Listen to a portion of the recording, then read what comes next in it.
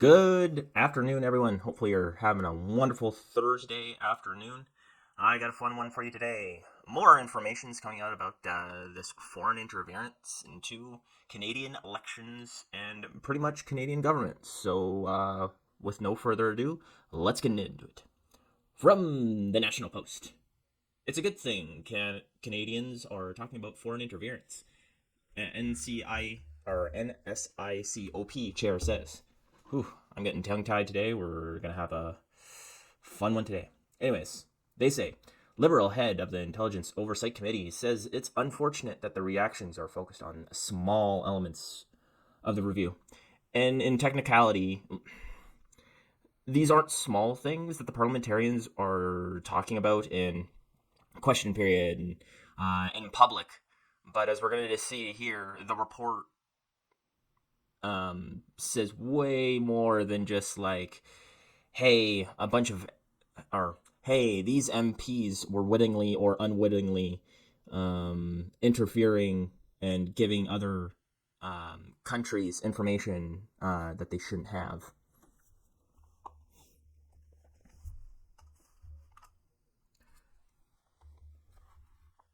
So they say, David McGuinty, Liberal member of Parliament, was speaking to reporters on Wednesday, and he seemed disappointed that the overall focus of the report published by the National Security and Intelligence Committee of Parliamentarians last week was not on the bigger picture of foreign interference. He said, "This review addresses federal, provincial, municipal politics. It addresses universities, boardroom tables, community associations, NGOs, non-government organizations, right across the entirety of Canadian society." So, so yeah, if you've just been watching Parliament, they've only been talking about like these MPs. Give us the names of these MPs, which I totally agree because the report states like these MPs did this. It it doesn't say that they may have. It doesn't, right? It said they did this and gave it to these people. And so yeah, give Canadians the names so we know who did this. We're we're a year and a half away from election. We need to know who has been feeding foreign actors private information. So, or yeah, secret information. But now he just says like this isn't just MPs. This is like in all facts of Canadian society. So this foreign interference is everywhere. So it's even worse. Like I was telling one of my friends today like now I know why the U.S. and U.K. and Australia didn't include us in their nuclear arms agreement. Like at first, I thought it was because our military was so so like depleted and so underfunded and so like and so bad that they kind of just looked at us and laughed and were like, you're not even helping us. Like, it's not going to be a help. We're just going to ask the states because they actually have a military.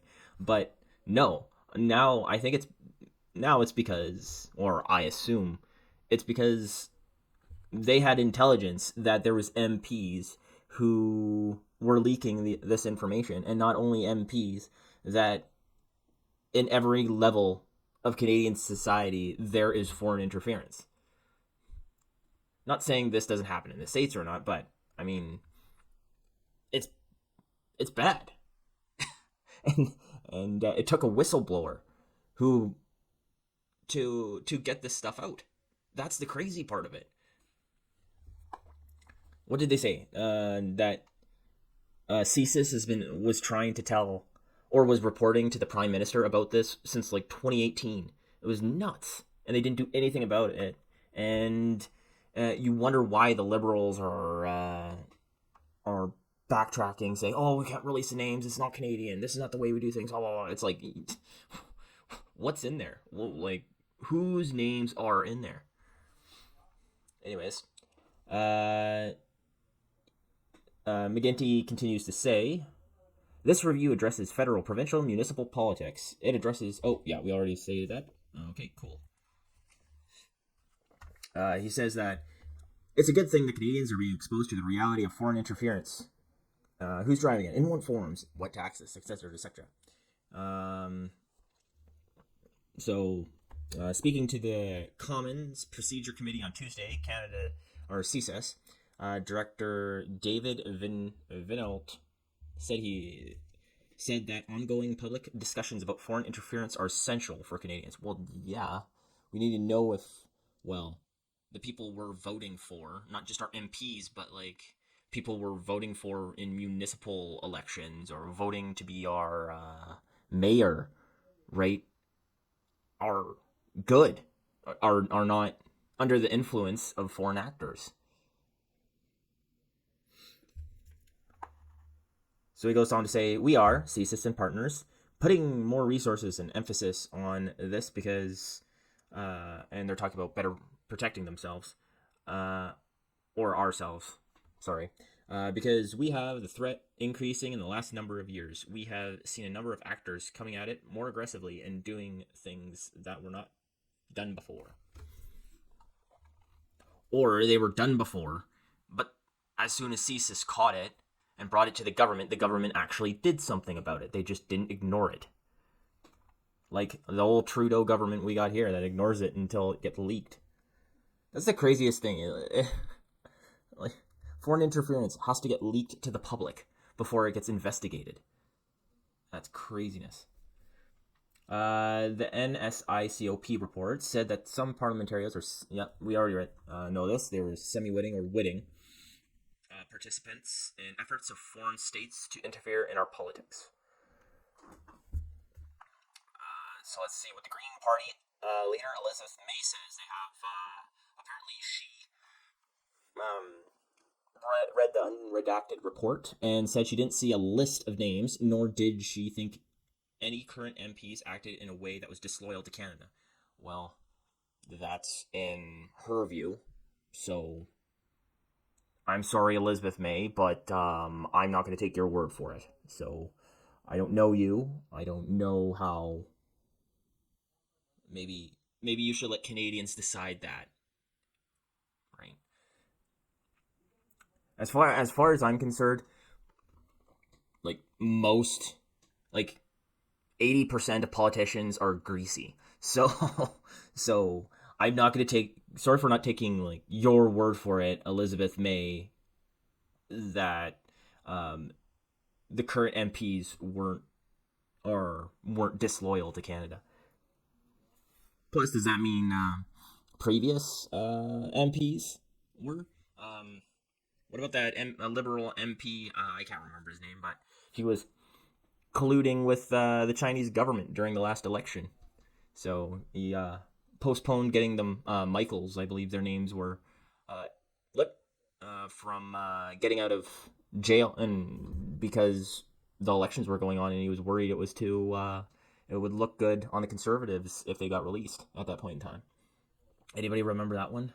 If anybody remembers that MP's name, let me know in the comments below. That would be awesome, because I have no clue, and I just thought about that now. So, and while you're doing that, if you like this content, subscribing would be amazing as well. So, hint, hint, nudge, nudge. May, however, said that the former MP who collaborated with foreign power should be fully investigated and prosecuted, and that their name should come out. Huh. So this might be a different MP than who I was talking about before, because we already know his name. I just can't remember it. Dang. I want to say something Chong, but I think that's the Conservative MP. Dang. I have to look this up. So, just quickly looked it up. It was Han Dong, Liberal MP for Don Valley North. So, yeah. Right, that's the guy I was talking about. He was accused for colluding with the Chinese government, so over the Michaels and the elections. So the Canadian, I think that was the 2021 elections. So yeah, so They must not be talking about him because his name's already out there. So there's got to be. So May must be talking about another one, another MP that's left that we didn't know of.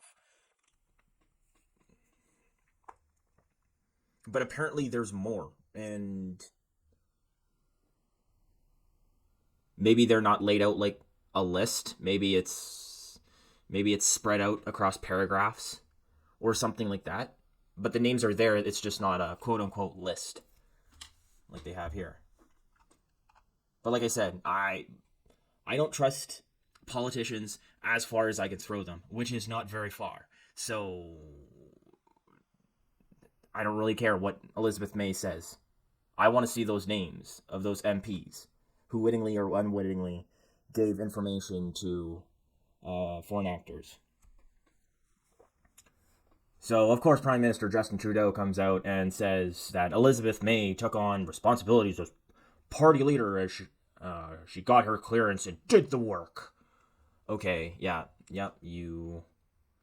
That's more of a dig at the Conservatives because he's been criticizing Pierre Poilievre on not getting a security clearance. And the reason why he's not getting a security clearance is because, like, even if Pierre Poilievre reads the unredacted, or if Pierre Poilievre reads the unredacted material, right, he can't do, or he can't act on what he reads. So if he sees on that report that a conservative MP was influenced by a foreign entity, then he can't fire that MP because then he'll go to jail. Pierre Poilievre will go to jail because he acted on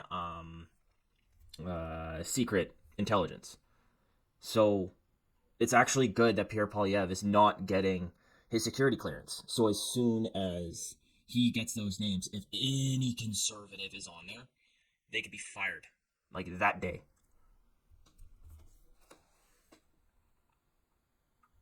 And could you imagine like working alongside somebody you know is betraying Canada and not being able to do a thing, not being able to warn somebody, not being able to fire the guy, and like he's standing up in Parliament and grilling the Liberals? I couldn't imagine this. But even worse uh, would be, and I couldn't imagine this. Well, I can't imagine it. Is if any of these names are part of our cabinet, that would be the worst thing ever because they're the people who are in direct control of making the rules and laws of our government, and they're in front of everybody. Like at least if it's a backbencher, then they're nobody in parliament. But somebody in cabinet, now that's they're the people who move the country right there, and they get all the secrets. They have all the clearances. They know everything. So they got a bunch of quotes from liberals who just pat Elizabeth May on the back for reading this and getting her security clearance. Okay. Well, at least we know Elizabeth May is clean, so she hasn't done anything sketchy in her past. So, um, while testifying before a Senate committee Wednesday, Public Safety Minister Dominic LeBlanc, yay, him, little whippersnapper, said the conversation over the report and the focus on naming MPs or senators is exactly the type of conversation that people targeting Canada's democracy are aiming for.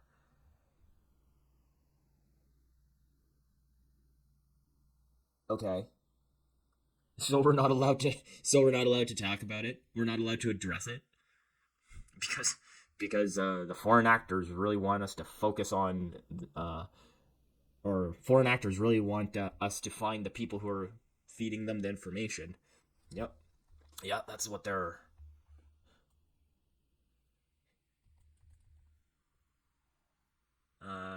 It says, oh great, yeah. LeBlanc says, those that are seeking to undermine public confidence in our democracies would be quite pleased with the discussions that are taking place in a partisan context. Now about whether Senator so and so or MP so and so was in fact the person who did something.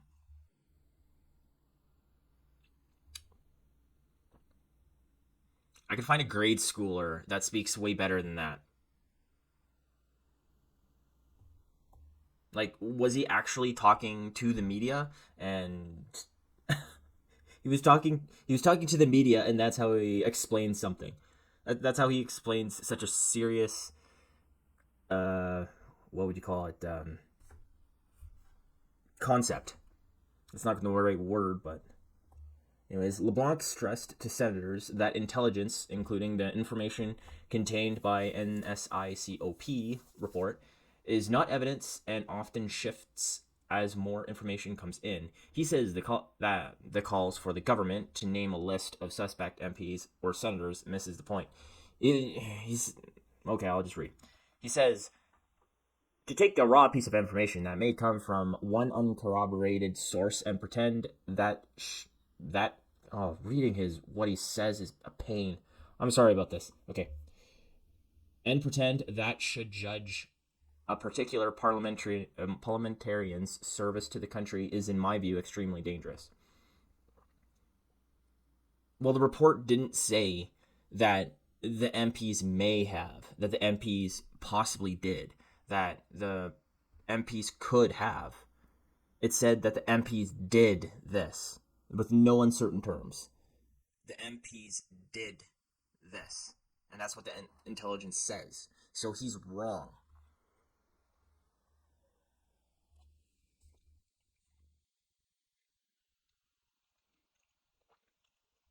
And sure, yeah, like in a criminal setting where if somebody says somebody did something else, we shouldn't come out and name the person. Though we always do, and the liberals love to do this anyways. Is name people who um haven't been convicted of things before or haven't been convicted yet. But apparently now it's a problem. I'm just playing like from this guy's view of things, right? So liberals love um, naming people who've done something wrong when they're a conservative or something. Well, when they view that they did, like in a criminal manner, if they've just been accused, yeah, they're named all the time, and then they're thrown out in public. Their names are tarnished, yada yada yada, and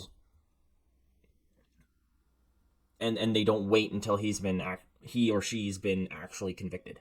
So whatever. Yeah. I wonder what names are on that document. Because I assume if any big conservative names were on that, liberals would be salivating over getting those names out. Da da da da. Yep. Scrolling.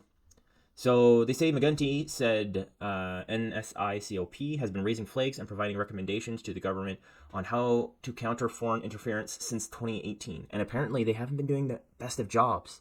So he said the committee has told the government to broaden the role of the ethics commissioner to tighten up responsibilities on foreign interference or to conduct detailed briefings on parliamentarians to better protect themselves against it. Yeah, and give that ethics commissioner some teeth. So there are consequences, like actual tangible consequences to your actions.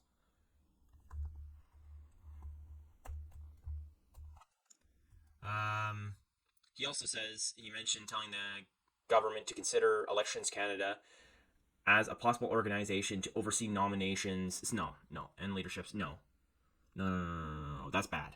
We shouldn't have a government entity saying whether or not somebody's good to run in our elections. It what what would be good is they let Canadians know if a politician has been uh, doing anything sketchy and giving out secret information, yada yada yada, is under the influence of foreign actors before the election, before a leader has been shown, and let Canadians decide whether or not they still want that leader. If Canadians still want a corrupt leader, then let them have a corrupt leader. That's how democracy works. It's a lovely It's wonderful. But yes, elections Canada shouldn't be telling Canadians they can't vote for this leader because he's possibly corrupt, and because that can be abused, and probably most likely will be abused. And by the time it's investigated, like it could come up that the leader was, or the person who was coming up for leader was innocent, and he can't run for leader anymore. And the government in power just goes, "Oops." Like, imagine what they would do with Pierre Polyev when he ran. They could have been like, "Oh yeah, Pierre Polyev, is he seems to be shaking hands with some well, what did they say? He was having beers with some far right people at the Freedom Convoy, so he can't be elected. Or he's being investigated, so uh, he can't be nominated for leader because he's being investigated." That I assume at some point in time, if Election Canada would actually get this power, that would happen, and then Pierre Polyev wouldn't be leader. They'd choose some other milquetoast fence sitter like Andrew Scheer or uh, the other forgotten conservative leader. I don't even remember his name. That failed to beat Justin Trudeau. Anyways, that's all I got for my rant. It's been like 30 minutes, so let me know what you guys think about this little update about how it's not just our MPs and our parliament that's under foreign interference. It is all levels of government. So, what do you think we should do about it? Is it okay? Is it not okay? And if you like this, definitely leave a comment and subscribe, and have a good day.